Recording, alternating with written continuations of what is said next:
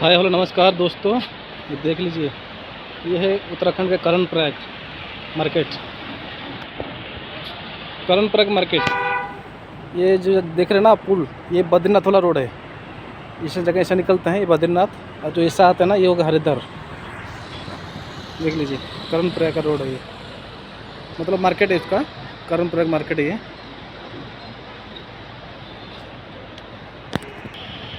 देख लीजिए कर्णप्रयाग मार्केट, गाड़ी पार्किंग, देखो बस खड़ा हुआ वहाँ पर। ये बस बस बस उठी आई कर्णप्रयाग, एटा उत्तराखंड कर्णप्रयाग। ये हो जी हॉस्पिटल, कर्णप्रयाग हॉस्पिटल है ये।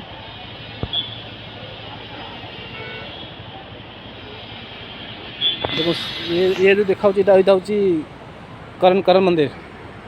ये भितर अच्छी गछ भितर अच्छी कर्ण मंदिर, ये भितर देखा कर्ण मंदिर एटा।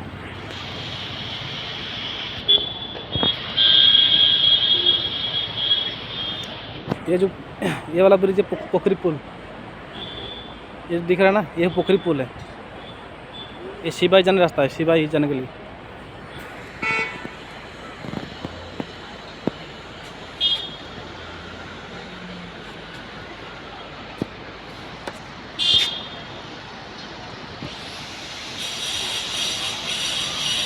देखिए पहाड़ नज़ारा।